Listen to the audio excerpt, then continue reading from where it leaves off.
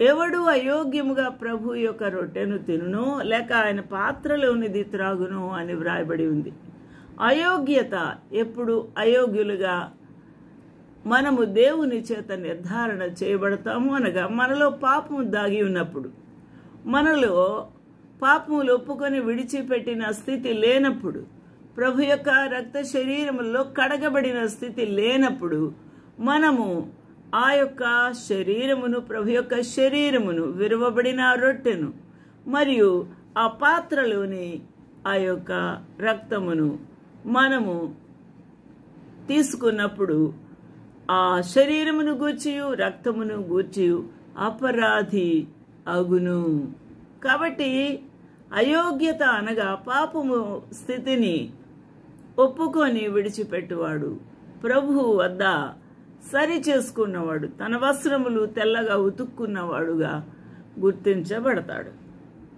కాబట్టి దేవుని యొక్క సంఘములో ఈ యొక్క ప్రభు యొక్క బల్లను సమీపించినప్పుడు ఎవరి మట్టుకు వారు పరీక్షించుకోవాలి అని అపోస్తుడైన పౌలు 1 కొరింథీ 1:28 చెప్తూ ఉన్నాడు. కాబట్టి ప్రతి మనుషుడు ఎవరైతే ఆ బలను సమీపిస్తున్నాడో అతడు లేక ఆమె తను తాను పరీక్షించుకొనవలను. అలాగు చేసి ఆ రొట్టెను తిని ఆ పాత్రలోనిది త్రాగవలను అని వ్రాయబడి ఉంది. Let man examine himself and so let him eat of the bread and drink of that cup. కాబట్టి స్వపరీక్ష చాలా స్వచ్ఛతతో చేయాలి. ఆ స్వపరీక్షలో నువ్వు సరి చేసుకోవాలి, క్షమాపణ పొందాలి. పశ్చాత్తాపడి ప్రభు పాదాల దగ్గర కడుక్కున్నప్పుడు ఆయన నీ పాపములు క్షమిస్తాడు, పరిశుద్ధపరుస్తాడు.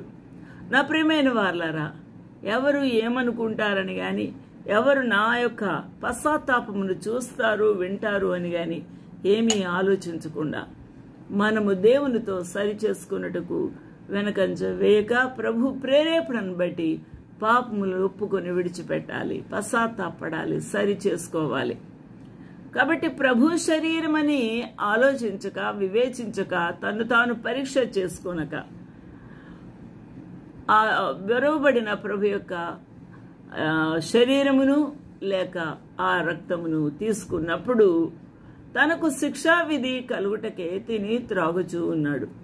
అనగా స్వపరీక్ష లేదు, పశ్చాత్తాపం లేదు, పాపములు ఒప్పుకొని విడిచిపెట్టిన స్థితి లేదు, ప్రభు యొక్క రక్తధారలో కడగబడిన స్థితి లేదు. కాబట్టి శిక్షా విధికే ఆ యొక్క పని చేస్తూ ఉన్నాడు.